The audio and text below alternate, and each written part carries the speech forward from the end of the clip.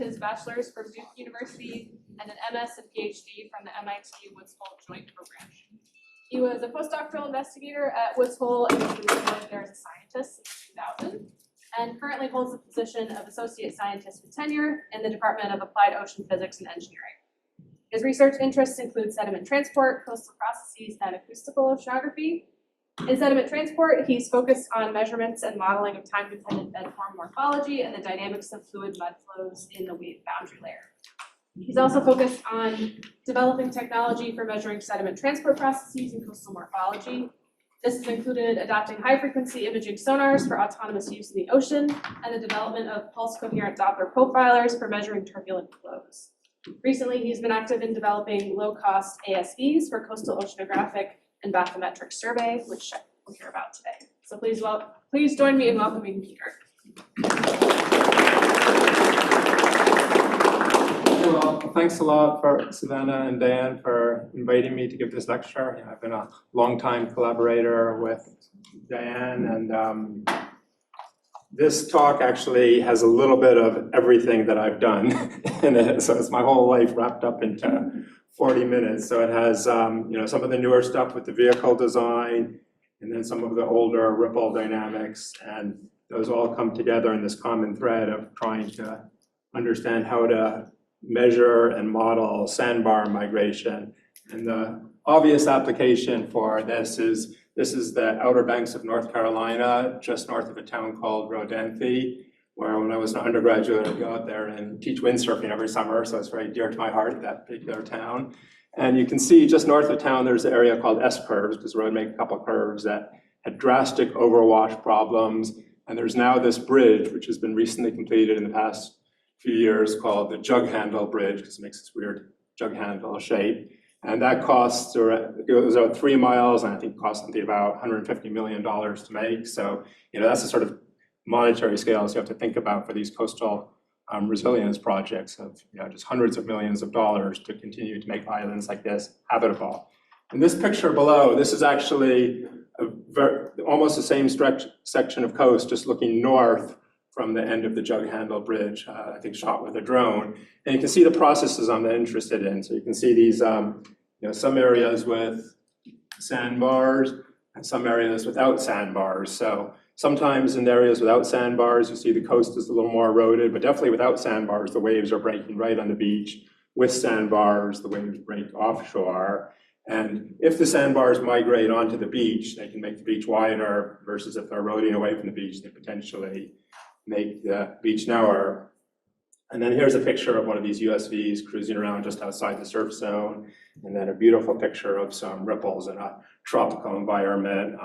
In these sort of environments, you rarely get to see them so well. These things are about 20 centimeters to up to a meter scale. This is a puff of suspended sediment. And this work was funded by the Army Corps of Engineers through this program called the U.S. Coastal Research Program, and CERDP. And a lot of it was done in collaboration with USGS, with Chris Sherwood and others. And so as Savannah mentioned in the intro, my background was in coastal, I started actually doing long-range acoustics with a master's thesis. Then for my PhD, I did coastal sediment transport processes on a small scale. So putting these tripods over rippled seafloors and measuring the dynamics of the ripples and the flow and the migration of the ripples. And eventually I got into these fluid mud programs. But after doing 20 years of that, I wanted to sort of shift into what are the morphological implications of those. And in order to survey the bathymetry, people had used jet yaks and jet skis and larger survey vessels, but I wanted something that's fairly easy to go to the beach with. And started with this vessel called the jet yak, which is a gas-powered kayak, and made it autonomous. But it was really too big and bulky for the surf zone, required lots of people to launch. So we eventually started adapting the largest RC boats we could find, and then started building our own specific surf zone focused USVs, and have small ones and then some larger ones that can carry swath bathymetry sensors. Oh, this is the actual scale. So the actual vertical scale, just for curiosity. So the outline of the talk, a little bit of background, I'll talk about the USVs for a bit, and then the morphology that we measure with the USVs, and I'm going to get into some models for sandbar migration, specifically the X-Beach model, and then I'll talk about some of my ripple measurements and a bedload model based on ripple migration measurements, and then how that's incorporated into X-Beach to try and improve sandbar migration modeling. The measurements I've taken, to put a little geographic focus on this, is on the east-facing shores of Cape Cod, and that's annual surveys that we do with the USGS because they have cameras on these beaches to measure wave run-up and coastal change, and so they want some ground truth more frequently than the LiDAR surveys that are done every 10 years or so. And then I've done a lot of these CERTUP-sponsored munitions mobility research experiments on the south shore of the Vineyard, and so we have lots of bathymetric surveys with the USVs associated with that. And those experiments were putting cylinders, that are formerly used defense bases where there might be old bombs that could be washing around in the surf zone. And so we put our own cylinders out and track them as they roll around and measure how they get buried by both scour, fluidization, and sandbar migration. Can bury them up to several meters. And then a couple of years ago, we did this big experiment in the Outer Banks of North Carolina called the DUNEX experiment. And that's, that barrier island system that I just showed you. And we did both seasonal and storm timescale surveys. So in order to do this kind of research, you need good methods to measure the morphology. And I mentioned LiDAR. And so here's a LiDAR image of our study site in North Carolina. And you can see that actually the shallow sandbar is pretty well imaged, but the trough, there's a big gap in the LiDAR survey. I can use my mouse here too. And then offshore, the LiDAR survey is really gappy. And then one of the huge problems with the LiDAR surveys is that it's, there are these very expensive systems that are flown by NOAA or other, federal mapping agencies. So they, sometimes if there's a few big hurricanes in a row, there'll be, a couple of years between them, but typical time scale is anywhere from like 1 to 10 years apart for the LiDAR surveys. They can do whole coasts at once, which is great, but you don't get that before and after the storm time scale that we need to try and understand these processes. So it's not really well suited for the small scale research of sandbars moving around, but it is a great technique because it measures the whole coast at once. It does the land beautifully, and some parts of the water, in the right conditions, it can do well. So here's one of our little bathymetric surveys over there. You can see it's a very small region, and then if you look at one profile through here, you can see the gaps in the LiDAR survey. There's just a little gap in the red line, and they weren't exactly at the same time, so the differences in the sandbar are to be expected, and the two converge offshore where there's little bathymetric change. So the main limitation of the USV is, both of them are limited by, if it's very stormy, the LiDAR is limited by turbidity. We have limits to how rough water we can operate our systems in. So it sort of operates in the surf zone, but not in its most energetic conditions. It's sort of the surf zone when it's not really a surf zone a lot of the time. But can deal with some breaking waves and sandbars, and we can dance in and out of the swash, mostly under RC control. But the main limitation is that we have very small spatial regions. So some of the other approaches other than USVs, jet skis are very effective. They require a lot of people to launch and recover, and the drivers get tired. They're limited by conditions too, but it is sort of one of the reference methods. Down at Duck, where a lot of these, there's a long history of surf zone measurements in North Carolina. They have these amphibious vehicles that roll out into the surf zone. So that gets rid of a lot of the launching constraints of jet skis. Jet skis are actually banned in a lot of national parks. And a lot of my surveys have occurred in national parks, so jet skis weren't an option. At Duck, they have specialized vehicles like this giant tripod that they roll out into the surf. And then there are underwater crawlers, which work really well for doing the bathymetry of the beach, the swash, and the inner part of the surf zone. But as they get into deeper water, they're limited by how high the antenna is, and they tend to go a little bit slower than boats. These are some previous USV designs. This is our own jet yak getting turned around and washed up onto the beach. Turned out it wasn't a very good surf zone vehicle. This is a WHAM catamaran. I mean, this is a pretty good vehicle in its larger sizes for the surf zone. You know, if the vehicle's large and the waves are small, but if you're picking a smaller size catamaran that has potential to get turned over, catamarans are just as stable upside down as they are right side up. So, you know, large catamarans that aren't going to get turned over are okay. The small ones that one or two people can launch are not that effective. And what I got motivated was there was this vehicle called Emily that was really an RC boat with lots of flotation on the top that was designed for surf zone rescue. And I saw lots of videos of this thing, you know, flying out through the surf, always self-righting itself, and, you know, convinced me that an RC hull could be adapted to effective surf zone use. So with a summer student fellow, a couple of years ago, I think back in 2019, we bought the largest RC boat that we could find. So, you know, it's about 1.5 meters long. And Holly Francis, who is the summer student fellow, built a buoyant lid on top of it. And we put all the batteries at the bottom. And, you know, she calculated how much buoyancy you needed to make it unconditionally stable. So if it's upside down, it always rolls up. You know, here she is testing it in the swimming pool, and then she fiberglassed it, you know, put a fiberglass cover on it.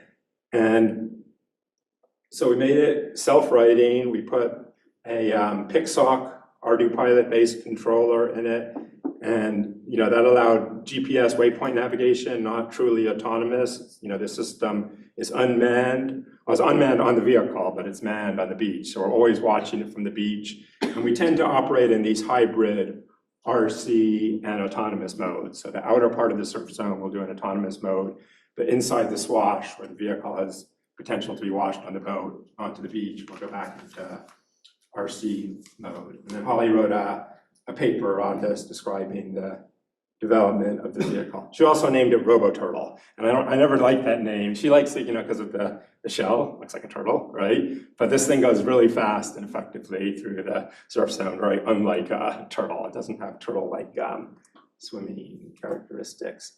And so the bathymetry system is very conceptually similar to, you know, many single beam echo sounder systems, and similar to those used on the surf zone jet skis, where we have a phase resolving GPS on the top of the boat. I use it in PPK mode, so do post-processing kinematic mode, as opposed to RTK, because our radio link to the boat often fails.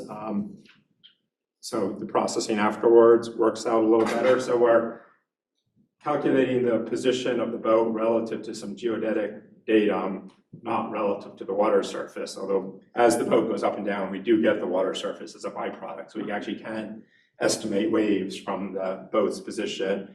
And then we have a single beam echo sounder. On this boat, it was this Echo Logger 200 / 450 kilohertz single beam echo sounder that pings off the bottom. And you collect both the full range profile of intensity, and there's a, it automatically digitizes a bottom return. So you can decide whether you want to do your own detection in post-processing or use their return. And our first tests that we did with it is we simply took a 5-meter windsurfing mast and plugged in the C4, put a PPK GPS antenna on top of that. This is a different summer student fellow, actually it was a guest student named David Schleimek from UMass Amherst. And then we ran the vehicle around that location, and we found a 5-centimeter RMS error between the two. And, you know, we had lots of pings in the vicinity of the pole measurement. So we took anything within 2 meters of the pole XY measurement and calculated the median of that and came up with this graph of the, you know, with a very slight error. And, you know, that's typically good enough for coastal morphology. And then the second type of benchmarking we did, so that wasn't in the surf zone, that was obviously in very flat water. It was possible to hold pole in the surf zone. The second comparison we did was to this amphibious vehicle in Duck, where they have a set of standard lines that they draw. So we programmed in our lines. It it turns out we follow the lines much better than they do. So, these, I don't have the actual lines, but you can see our lines are fairly straight, and that the red ones are the ones from the lark. It wanders considerably further off the lines. So I took the nearest points to their lines, to their lines on our data set and computed a difference. And I got a similar RMS difference to our measurements with the mast of around 4 centimeters. This one had a mean offset of 1 centimeter. And then there was also a bias where the offset got slightly bigger as you went into deeper water, because originally I was using a climatological sound speed, but once I used the actual measured sound speed that they collect off the lark with a sound speed profile, that got rid of that bias.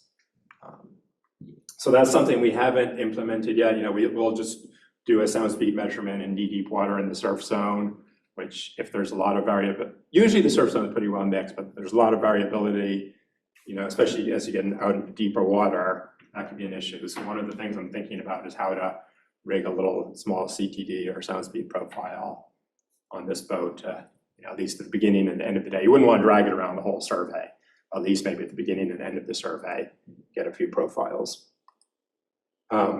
So I did about 10 to 15 surveys with the RoboTurtle and was generally happy with the data I was seeing, outside of these calibration ones and its navigation performance in the surf zone. What I wasn't happy with is that the thing only lasted about an hour and a half on a battery, the biggest battery pack that I could fit in it. We could have laid sensors out and computers out a little bit differently to squeeze in a bit of battery pack.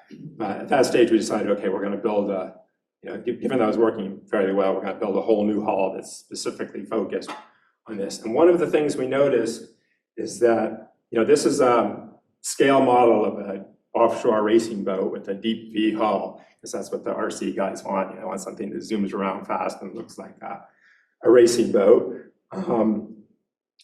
And in our surveying, most of the time, we're not going fast. We're going slow in sort of a displacement mode. So if you think of this concept called a hull speed of a boat, which is, a wave that's the same wavelength as the boat, and what the speed of that wave in deep water is, that's around 1.5 meters per second. So to go much faster, there's sort of a increase in drag as you overcome that wave and eventually pop up onto a plane. So right around 2 meters per second, which is our typical survey speed, that's 4 knots, we noticed our boat was always in this bow up mode, trying to get on a plane, but not quite getting onto a plane. And once we let it go a little faster, up to 3 meters per second, here's a picture of it. You can see it's leveled out and it's on a full plane. Here we're just goofing around, surfing some waves, having fun, trying to understand its maneuverability in RC mode. But it leveled out on a plane, which is fine in smooth water. Like here, there's swell, but not chop. The problem with planing in choppy water is the boat is constantly leaving the water, and then the echo sounder, obviously, if the boat's in the air, doesn't get high quality data. So we really need to stay at sort of subplaning speeds with these types of boats, and we wanted something more efficient. So what we did was we came up with this narrow wave piercing hull, very much like a single catamaran hull, and put the weight, put the battery packs fairly far forward, so the boat really resists getting up on a plane. So at 2 meters per second, this boat operates in full displacement mode. You can see how it's sort of slicing through the waves level. And then it has enough thrust that it can get onto a plane. So if you need to get out through this wash zone, you can, put the RC in full power. And here it's 4 meters per second, but it can go up to 8 or 10 meters per second if you need a quick burst of speed. But then once we're in survey mode, we always dial it back to these lower speeds. And it turns out, and we also laid things out a little better so we could double the battery capacity. And we use the same jet drive as the previous mode, the same motor system. And what we found was that because the weight was a little further forward, it is a little bit more likely to nosedive while it's surfing. And I'll show you the efficiency on the next plot. We also put a new sonar in and made our own data acquisition system, so we had more control over it. So here's the answer to whether it's more efficient. We do these power test. So this is speed in meters per second on the x-axis, and power in watts for a given speed. And the old one was our typical survey speed of 2 meters per second was drawing 350 watts, while the new one is less than half of that at 150 watts. There's a huge difference in efficiency. And then I also doubled the battery capacity. So that took my total endurance from a little over 1.5 hours, which you can constantly switch batteries, but every time you open the hull on a sandy beach, you're likely to get some sand in there and cause water ingress issues. We really like to come to the beach with a closed system and leave the beach with a closed system and do all the opening in a nice clean lab. So this one, the 1.6 hours was not really good enough.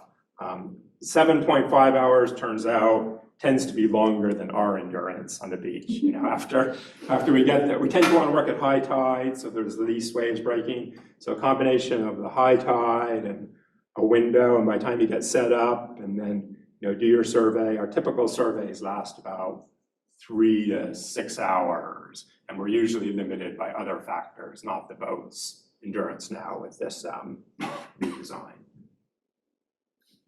And so right now there are three of these boats in existence. I forgot to mention it earlier, but with that jet yak vehicle, when we started using those, there was some demand from other investigators, and it's hard to supply them through Woods Hole, so we ended up starting a company to sell the jet yaks. And this company is also marketing these yellowfin USVs. So I have one, and there's one at down at Duck at the Field Research Engineering Department there owns one, and then there's another one at USGS. So this is theirs going out through some energetic surf zone conditions.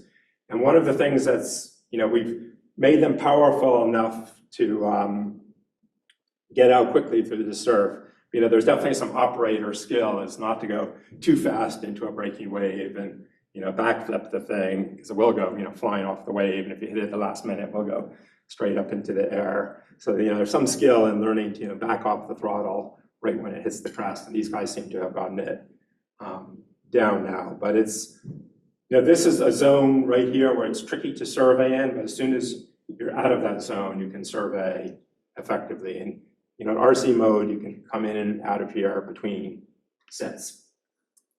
And one of the things when we went from the first version to the second version is with the new sonar and our own data acquisition system, we put in real-time data transmission. It's not heave compensated, so we do the heave compensation in post-processing. But this is a picture of the Ardu pilot interface where I have my survey pattern programmed in. And you can see right here, this is where a wave on an outer sandbar hit the vehicle. The vehicle rolled upside down several times, went about 20 meters towards the beach, and then the wave dissipated, it popped up and returned back to its line on its own under autopilot. So I never put it into RC mode for this. When I was first using these vehicles, every time I saw a wave anywhere near, I quickly switched to RC and try and avoid it. And what I learned after several rollover events is if the wave isn't going to wash the boat to the beach, it's better just to let the autonomous system deal with it, because it takes me a while to figure out in RC mode, which way is up when it resurfaces, and I'm actually a lot slower at getting back to the line than the autonomous system is. But if there's a risk of it washing onto the beach, that's when I find it's better to be in RC mode and avoid that situation. I have the advantage of seeing the waves coming in, so I can know when to get out of the swash, while the boat only knows its local characteristics. It doesn't know what's happening 100 meters offshore, which I can see. And then this is the real-time data transmission right here. So if you look at this area, that's the area on that outer sandbar where waves were breaking, and you can see right here that there is a little gap in the data when the vehicle was upside down, rolling towards the beach. But then as it went back out, the data is a little bit gappy because it's going through the bubble cloud of the wave that just broke, but there is data on its way back out. And then as soon as it gets back on its line, it starts producing good data. And you can see, in this region here, that there's a lot of sort of yellow dots, and that's because of scattering off of bubble clouds. So you have to take your data and do some careful post-processing to eliminate outliers. at the end. So here's an example of some of the data from Martha's Vineyard, where we're doing, before and after a big storm, and this is part of the munitions mobility study. So this is a 4-meter high wave event. We did a survey right before, right after, and we measured the waves with only a spotter wave buoys. And you can see I progressively stagger my grids. They're a little bit coarser offshore. And this is with the older boats. We had to come in a lot and change batteries a lot. And then this stuff near the beach is all RC mode. But this is, what the results of this survey once I interpolate the grids. So it has some GPS backpack data on the beach, and then there's all the USB bathymetry further offshore. And then I've got a couple of transects through the middle. So you can see there was, the transects show the offshore bar migration from the blue line to the red line over here. So you can see the bar went out. I think it's about, glasses on to see that. So about 60 to 70 meters. And it turns out we had, and here's a 2D plot of it. So you can see there's up to 1.5 meters of deposition in that offshore, the new location of the bar. And we had some of our steel cylinders located there. And so they did not migrate. Some of them migrated, some of them did not. But the ones that did not migrate were buried by 1.5 meters of sand as this bar migrated out. It became very difficult to retrieve. So now here's an overview of the Pea Island data from North Carolina. And this we actually started well ahead of the experiment. So all these colored lines are different surveys. So, we had a survey in the late fall, and then one in the spring. And then during the experiment, we were doing them before and after storms. Some of these surveys were in the middle of COVID, so my kids were out of school. I enlisted my son as a beach GPS backpack walker. It's a good job for a young high school student at that stage. And then later on, once we got into the main part of the experiment, we actually had this. We weren't allowed to fly a drone because it's National Seashore. We had this tethered blimp that we'd walk up and down the beach with a camera on it to do structure for motion topography. And we still use that on Cape Cod because we're still not allowed to fly drones there. So we have lots of surveys here. And here's what these surveys look like. We're imaging the bar really well, the trough. These are typically about 15-meter spaced lines on the bar, and then get more, of course, the 20 or 30-meter spaced further offshore. And we quickly learned that there's not much going on offshore. So not all the surveys went all the way offshore. And some of these surveys were done with the older boat. Some of them were done with the new one because we were just transitioning from one boat to the other during this experiment. And so here's another one of these surveys. So you can see from this one, so I think this is the initial survey, and then this is the, whoops, wrong direction. This is the second survey. So the bar actually moved onshore. Last time, the one in Martha's Vineyard and those huge waves, the bar moved offshore. This one, the bar moved onshore, and we have a color scale. Yeah, so it's about 1 meter or so of deposition in the onshore direction as it moves onshore. And then if I jump all the way to the end, here we had some strong alongshore currents and made all these angled little bars in the trough. So, for people who have used multi-beam sensors, I mean, this is, because our line spacing is so tight, once I saw these things appearing, I went back and, did up to, 5 to 10 meter line spacing there. So it's almost multi-beam like data. We are interpolating between lines, but the simplicity of using the system. And to do a multi-beam in here, you actually would have need to, this is only 2 meters deep water in places, so the lines wouldn't be that differently spaced in a multi-beam. If you had a interferometric side scan that had maybe 10x water depth and 2 meters of water depth, maybe you could get away with 20-meter line spacing, but you'd also need really tight lines. I mean, the thing you don't get here is the tiny, the bed forms that the multi-beam would get, but you do get, if you make your lines tight enough, the smallest scale sandbar features. And then this is the difference map over here at the end.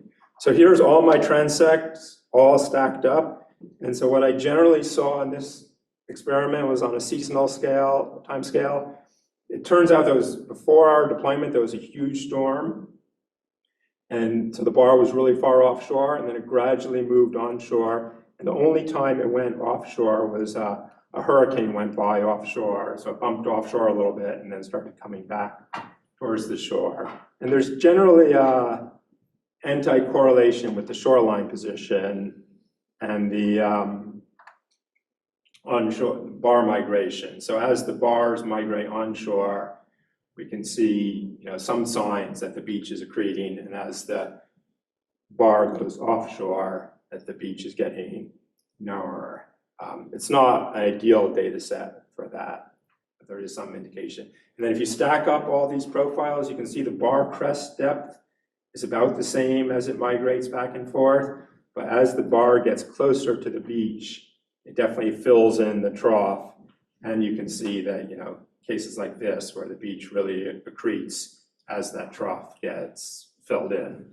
And this is really focused more on the bar dynamics, but there is some interplay between the bar dynamics and the beach dynamics going on. Okay, so now going on to modeling. So we wanted to try and simulate these measurements with the X-beach, nearshore, hydrodynamics, and morphodynamics model. And what X-beach does is it doesn't calculate the dynamics of the short sea and swell waves. It only calculates the dynamics of the group waves, and then it used parametric modeling to capture the short waves. And the idea was that coastal erosion was largely forced by these longer scale infragravity waves, which is debatable. In some situations it is, other situations it is. But because of that, because this model isn't capturing the short waves and only deals with the larger waves, it's very fast and efficient, and it has morphology in it. But it's all those important short wave dynamics are parameterized. So that's a question of how good those parameterizations are. So because it's efficient, we can run a storm that takes several days, takes tens of minutes, in a 2D mode, just one transect, to maybe up to an hour to run on a reasonable desktop workstation, and then runs of several weeks only take a few hours. So it's nice to do lots of different morphological simulations.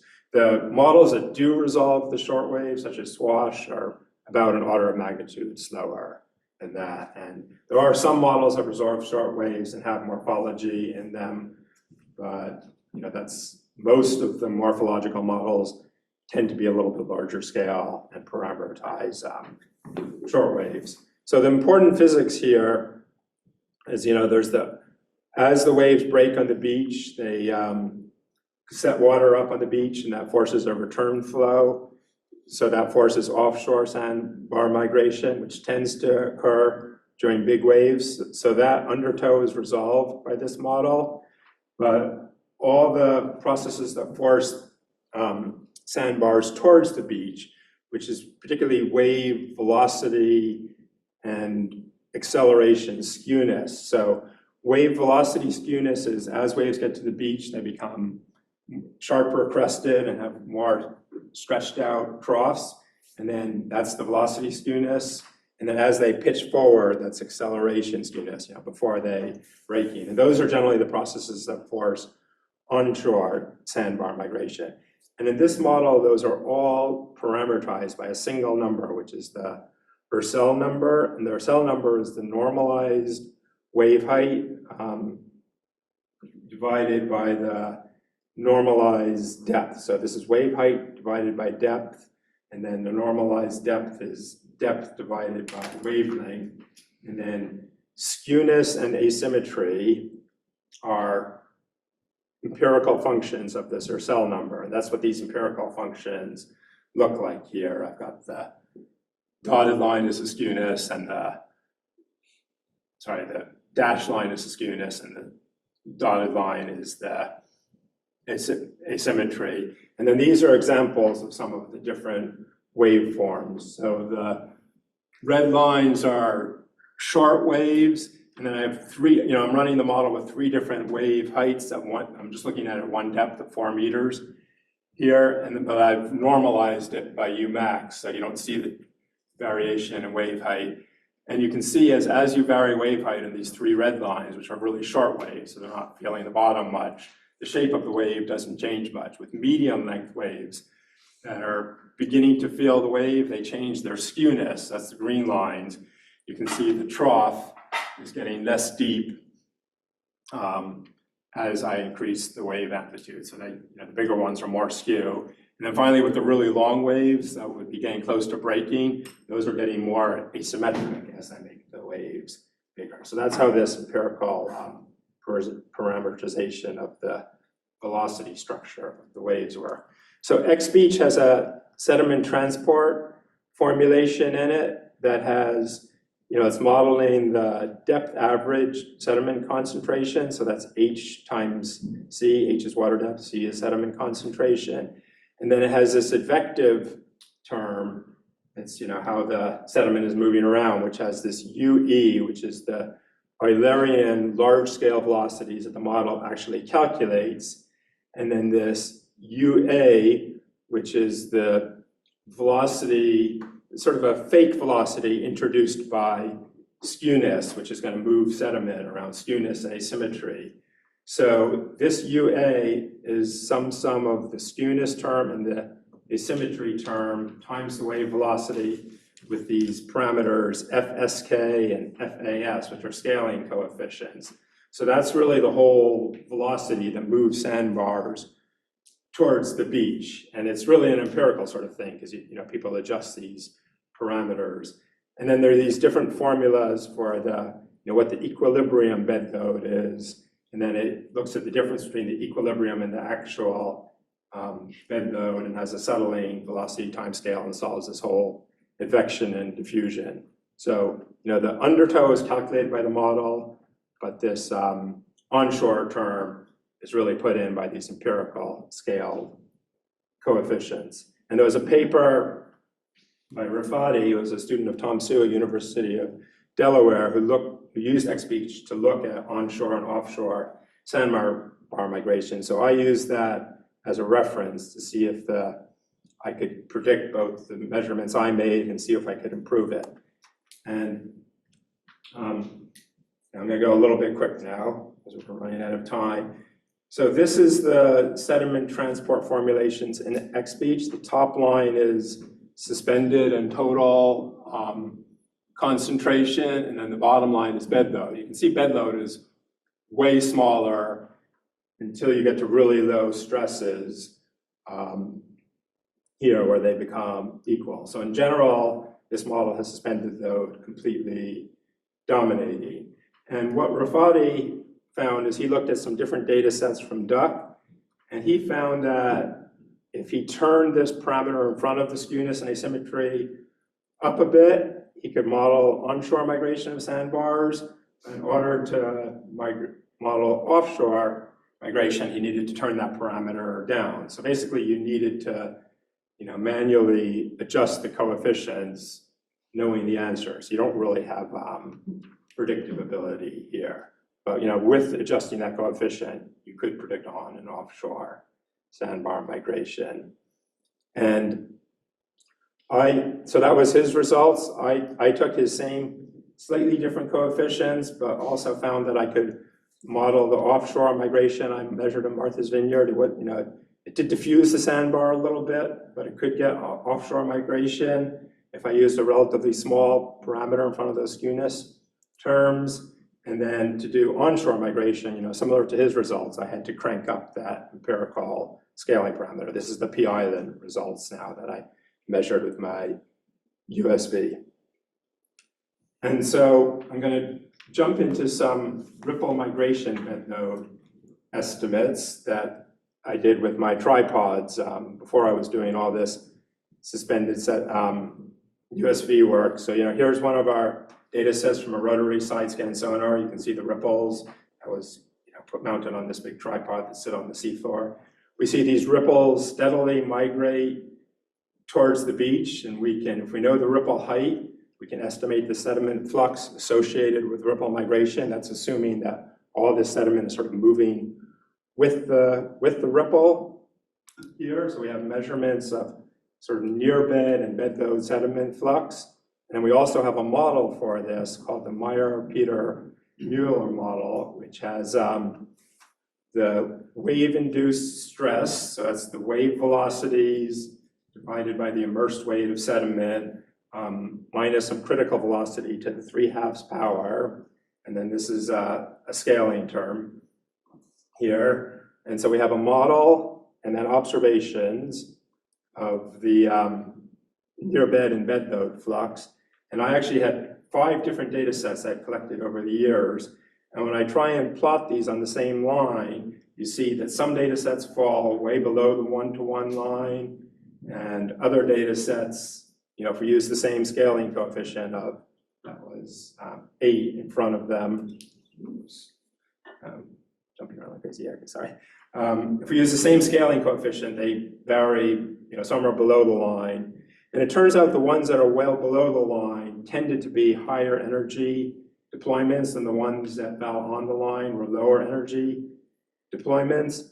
So if I try to rescale these to all fit on the same line, I tried all sorts of different combinations, but it turns out this mobility number, which is just the wave RMS velocity squared divided by the immersed weight. So it's like that stress unnormalized yields parameter, but without the wave friction factor in front.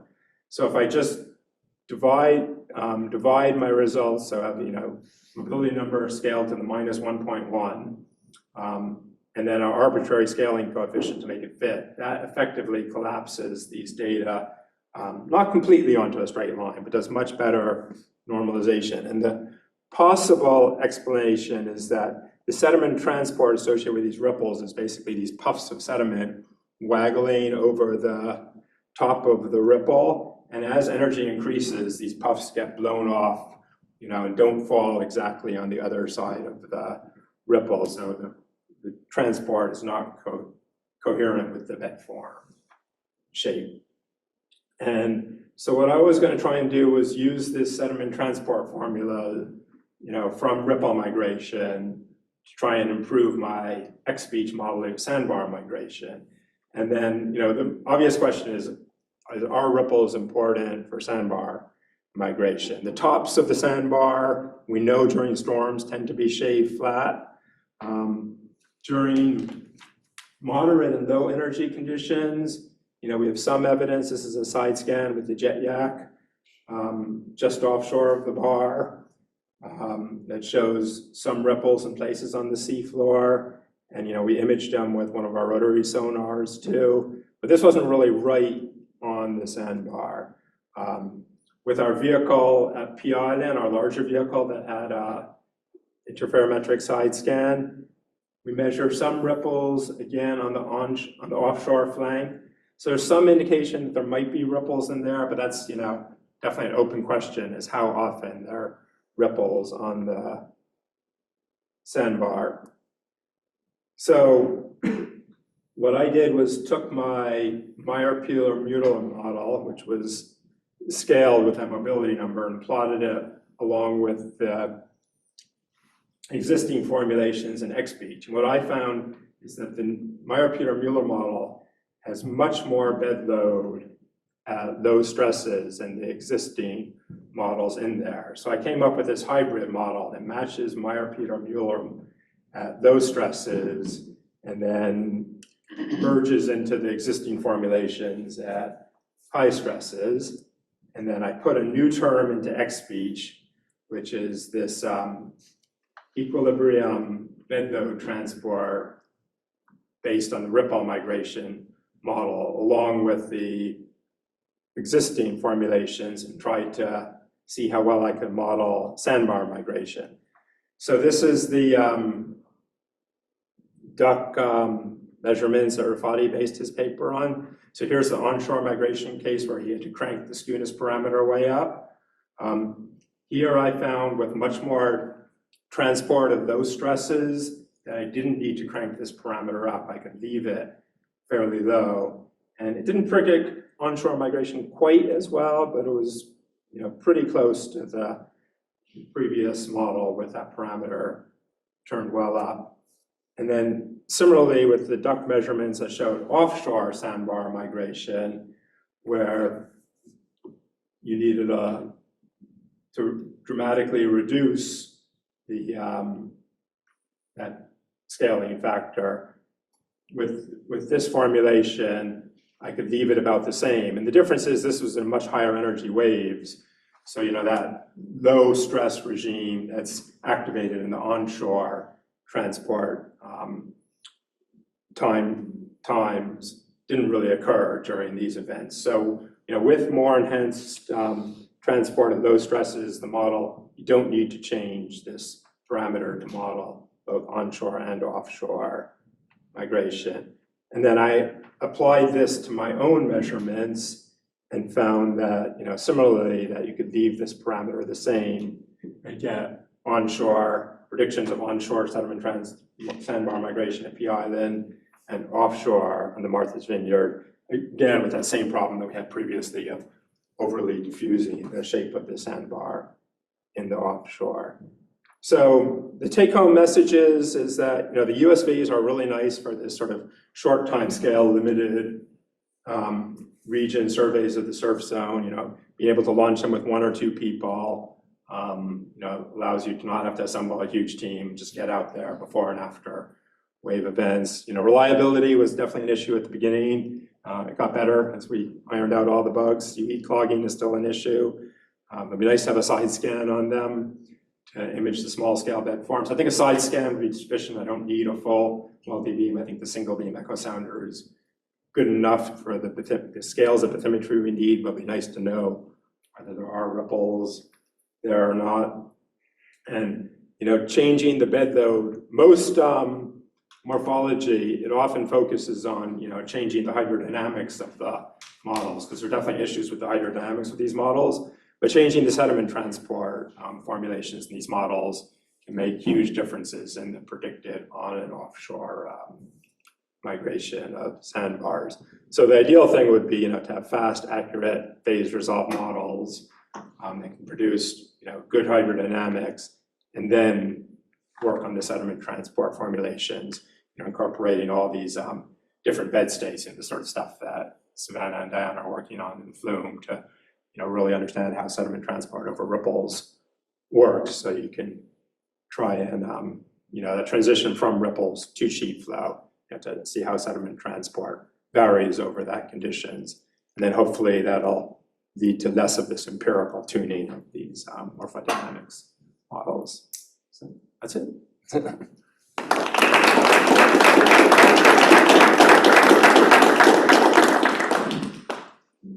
Questions? Any of this stuff? I know there's a lot of stuff that I sort of zoomed through it at the end.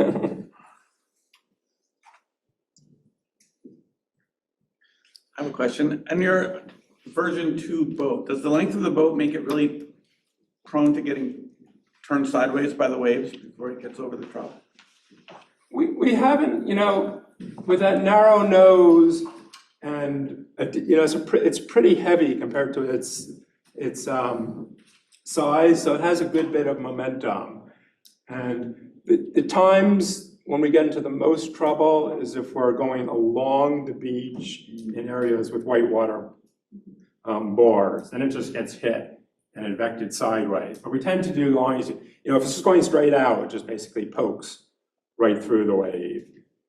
Surfing on the way in, if you do dig the nose in, you know, because we've put the trim fairly far forward, it can sometimes spin the tail out. So you want to stay off the steepest parts of the wave. But, you know, we have enough line density, and then we end up interpolating over anything. So if you blow off a line and roll around a little bit, it's not the end of the world. And even if you do roll onto the beach, you know, it's a jet drive. It's not, sand clogging isn't that much of an issue. You know, it sort of grinds the sand out pretty quickly. You know, eventually you need to re-grease all your things and eventually replace rotors and things like that. But it's fairly easy to just pick it up and throw it back in the water.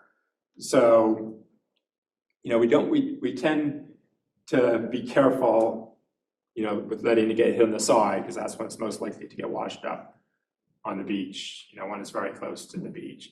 And that's when you do the RC mode. But going straight out into the waves, it's pretty good. And it's manufactured with like a top and a bottom and 2 halves, and then those are fused together, is that right? Yeah, so we actually we build these in molds. So this is actually a boat construction. So as a female mold for the bottom of the hull, female mold for the top of the hull with a giant hole cut in it, and then a third mold for that lid. And the bottom parts are made out of this material called Negra basalt, which was from the whitewater kayaking industry. And those guys like to bounce off of rocks.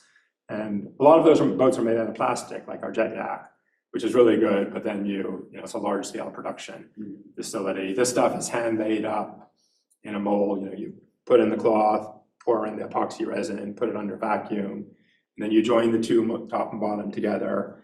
And then we tried to originally mold a water seal with rubber gaskets, like you find on your car door. Those didn't work. So eventually we went to a nice machined O-ring surface and glue the O-ring mating flange onto both the top and the bottom. And that's gotten rid of all our water penetration issues from the lid. After a lot of sand gets churned into our jet drive starts getting a little leaky. So when you put in more grease, and you keep fighting that battle of trying to keep the water out through the prop drive. How's the sonar mounted on the bottom? So that was one of the key things, is to anything that protrudes off the bottom dramatically decreases efficiency. So this is a flat disc sonar, and I drill a hole saw in the bottom of my fiberglass boat, and then put a big tube there. So I have it dead flush with, it gets pushed in from the hull and has an O-ring seal. So it's dead flush with the bottom. That's nice when it runs aground, so it's flush, and for efficiency, not having. So the bigger one that had the interferometric side scan, that's a big tube sitting underneath, and that's a much less efficient boat because of that big tube sitting underneath. So anything you can do to make things absolutely flush mounted. And also the lid, the cap is fiberglass, so that's RF transparent. So all my antennas except my PPK antenna are inside, so they're less likely to break off. And that one's actually fairly strong. So far we haven't had a problem with it breaking off, but all the little spindly ones that would stick up and break off, those are all laid flat on the inside of the fiberglass. That seems to work okay for us.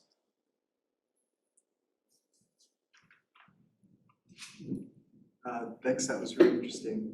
You had mentioned fluid mud at one point in the beginning. Yep. Are you using the yellowfin to image? I have not taken it to a muddy environment yet. Okay. That would be fun to do. So all the fluid mud research I've done was tripod based. And I actually gave a seminar here on that, I think about 8 years ago. So we need to, that was before Zoom and we recorded things. But there are, but if you search like Traykovski and Trowbridge, fluid mud, there are about 3 or 4 papers that describe all the fluid mud. That's all tripods. It'd be fun to get the USVs out and measure this, because we always measured the fluid mud at unique spatial points. Like a 4-meter site, a 6-meter site. It'd be great to have a boat transecting back and forth and watching how this. We have this theory that the fluid mud, as it reaches the end of the wave base, where waves stop touching the seafloor, that it settles out there unless it gets to an area where the slope increases, and then it starts roaring downhill as a full avalanche. So we call them wave-supported avalanches. The waves keep in suspension and gravity lets it go downhill. And then that should stop when the waves run out, unless it gets to a steep slope. So it'd be really fun to have a boat zooming back and forth when there are waves and measure the thickness of that fluid. Underwater vehicle might be better to sit right above the bed, because you want sort of centimeter scale resolution over a few meters. There's also that issue where, depending on the gradient, your different echo centers could be measuring at different levels. Yeah, I know. We spent a lot of time tuning them so they, go through the mud. But you want it to be high frequency enough to get really good high resolution imaging, but you also want to be low frequency enough to reach the bottom of the mud. So somewhere around that 500 kilohertz, it seemed to be about the sweet spot for the mud. For these sort of 20 to 30 centimeter mud layers we were looking at. Now, the third part of your talk was the sediment transport talk. So the premise I've been working with for a while, I think it's consistent with what you showed, is that in the event that there are big currents, you Or big probably, waves. you probably have to worry about, so when we say storm environments, in, yes, he's sort of heading, it's a slightly different version of the question I'm asking, so that's Peter Howd. That if there are big currents associated with storms, likely suspended sediment plays an important role in beach change. And that in the absence of big currents, so we often talk about it in terms of big storms, but it's likely big currents. See, even big waves, because big waves, sort of gets the suspended sediment up above the ripples and sort of decouples it from. Depending on the phase at which it's suspended, Yeah, that bed load will probably tell you quite a bit. I mean, this is what we found in Megan's work, is that we could do most everything with bed load if we didn't have big currents. yeah, that's generally what we're seeing here, is that, my very nice, clean modeling of ripple migration, as the waves get bigger, I need to tune it. And I think it's because, you're getting more and more into suspension. And at some stage, it's going to fail completely. There just won't be correlation with Mueller at all if you have huge waves and everything's in suspension flying around. And I think that, and you're starting to get at that with your X-Beach modification, mind you, with some knobs and such. But it feels to me that we almost need to think about suspended load and bed load differently, in that you have a way of characterizing suspended load. Most of the time it's zero, except when it's not. And then there's bed load. We have a tendency to try and lump them together, and they really should be decoupled. Is that consistent? Well, X-Beach had them decoupled. It just had such a bed load formulation that was almost always much smaller than sediment, than suspended load. So it's almost always suspended load dominating. And that's why it could do offshore migration pretty well. And the only way to get onshore migration was to artificially jack up that skewness. And I think a lot of that is just relic. So classically, it was always easier to think about suspended load because we couldn't measure the bed load stuff. But now that we can measure the migration of the bed form, we can do it. At least So I think some of that is just relic. Okay, I know Peter had a question. Okay, so what was Peter? How do I? Peter says, do your results start to support the sediment active layer in sheet flow being roughly the same as on a ripple bed? That's a good research question, because we're using this formulation that was based on a rippled bed, but we don't know if there are always ripples there or not. So that would require more measurements of what the processes and what the bed states are while the sandbars are migrating, whether the ripple's present or whether it's always sheet flow. When I first started talking about ripples in the context of sandbar migration, people said, no, there's never a ripple anywhere. That's always 100% sheet flow. And then, just from personal observations while I'm out surfing in really small waves, there are a lot of ripples there. As the waves get bigger, no, it's always sheet flow. A lot of this onshore transport sandbars occurs during quiescent conditions. And if you walk around on sandbars during mild conditions, there are. And then, the limited data we have suggests that there are times when there are ripples on. Do you think you don't have ripples? Do you think your stuff goes onshore? I think it does, based on where in the phase the liquefaction is happening, the wave phase, I should say. So based on. But that's inner surf. And grain size matters a lot too. A lot of these beaches tend to be coarser sand beaches that are more conducive to these big orbital. The small ripples get blown away pretty quickly, but these coarser sand beaches with the big ripples, they can survive into storms. So I need to figure out a way to have a nice flush-mounted side scan. That's hard to do. That's hard to do. They like to aim their energy out sideways. I think maybe Juliet had a question, and we Okay. can. Yeah, and I'll be around You're after. you're kind of leading into it, so I was wondering what the grain size range was like. Do you have measurements for these? I mean, ducks measured like crazy, so you must know for duck and. I Your definitely. sites seem to be overly measured by everybody, so you must know what the range is. Wherever I put a tripod out, we would do careful grain size measurements. And those tended to be sort of on the medium to coarse size sands, so like the 300 to 500 micron sands. Where I'm doing all these USV surveys, it's much more limited on, I mean, there probably is information, but I haven't taken it personally and not sorted through all the grain size. But these generally, the beaches that show these big orbital scale ripples, it tends to be a coarser sand phenomena. We know that those don't exist really. And once you get below 300 microns, it's really hard to support orbital scale ripples. They tend to get blown away pretty quickly. Duck inshore is typically 0.2 millimeters. Right? A little bit That's bigger right. sometimes. Yeah, Between 0.2 and 0.3. yeah, okay, all right, That's at least what we were measuring the last couple of years, so. okay.